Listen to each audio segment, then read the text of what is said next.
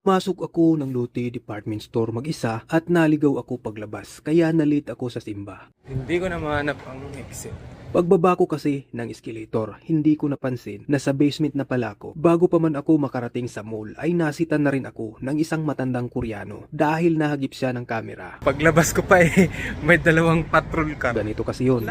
Nakisuyo ako sa kasama kong Myanmar na magpabili ng action camera at accessories. Natsimpuhan ko kasi na nagpromo sa Kupang ang bundle ng DJI Osmo Action 5 na may kasamang 1.5 meter na monopod plus a set of 3 batteries with charging box. Sa discount na umabot ng 6,000 pesos mahigit. Sumakto naman sa pagdating ng budget. In-order ko na habang naka-discount pa. Kaya yung natipid ko ay in-order ko na rin ng lens at screen protector, SD card at maikling monopod. Sa mga hindi familiar, ang Kupang ay e-commerce store dito sa South Korea. Wala pang isang oras pagkatapos mabayaran, kinansil na kaagad ng seller ang camera pero ang mga accessories ay hindi. At nakalagay na delisted na ang item sa kanilang shop. Ngayon nag-alala itong kasama ko dahil hindi niya alam kung paano mag-request ng refund dahil first time na mangyari sa kanya ang ganito. Kaya naghintay kami ng 2 araw dahil sinabi ng kasamahan kong isa na automatic daw papasok ito sa wallet niya. Matapos ang 2 araw, dumating na ang mga accessories pero ang refund ay wala pa rin. Kaya minabuti na naming magpatulong sa amo namin. Naghintay lang kami ng mga ilang oras matapos niya itong maisaayos ay dumating na rin ang refund. Ngunit itong kasama ko ay ayaw na niyang orderin ulit dahil baka daw mangyari na naman at nakakahiya daw kay amo na makisuyo na naman. Hinahanap ko yung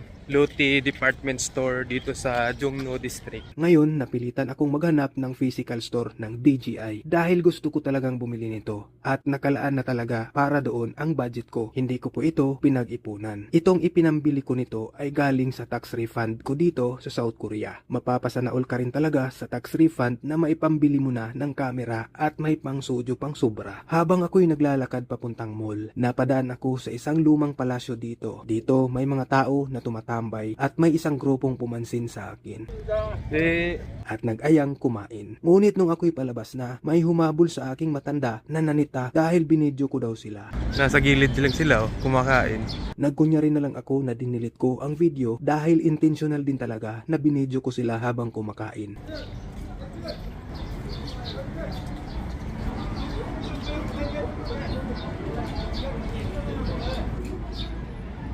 Buti na lang, naniwala siya kaya tumuloy na ako. Yan yung hinahanap ko after ilang minutes ko siyang paglalakad.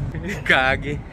Hinabol pa ako ng Koreano kanina. Ang tindi nila dito. Talagang stricto sila pagdating doon sa picture o video. Pag nahagip mo sila sigurado. Yung iba naman, okay lang. Pero yung iba talaga, di ko alam. Pero pangalawang pagkakataon ko na to na sinita ako ng isang Koreano dahil nahagip siya ng camera. First time ko rin palang mag-mall ditong mag-isa. Pero madali ko lang siyang natuntun dahil accurate naman ang nakalagay sa Google. Pagdating ko nga dito, parang nagbago bigla ang isip ko nang makita ko ang mga drones at sa dami ng mapagpipilian. Pero di ko na binidyo ng buo dahil maraming mga tao. Baka may magalit na naman kapag nahagip ng camera. Pagkadating ko dito, in-entertain kaagad ako ng ahente. Pero sinabi ko na titingin-tingin muna ako. Dito naman sa part na to, nagtawag na ako para magpa-assist. At pinatesting niya sa akin itong Pocket 3 ng DJI Osmo. Dito sinabi ko ulit sa kanya na kung pwede hayaan niya muna akong mag-isip. Dahil parang nagbago na naman ang isip ko. Hindi kasi ito ang sadya ko, pero parang kinonsider ko din siya nang matry ko na. Kahit na mas mahal siya ng konti, pero pasok pa rin naman sa budget ko. Nagtagal pa nga ako dito dahil in-explore ko pa siya, pero sa huli, ang kailangan kong kamera ay multi-purpose na pwedeng pang rides at pang adventure. Maganda naman talaga yun, pero feeling ko kasi madali lang masira yun, lalo na kapag minsan nagmamadali ako. Kaya sa huli, ang binili ko ay ang DJI Osmo Action 5.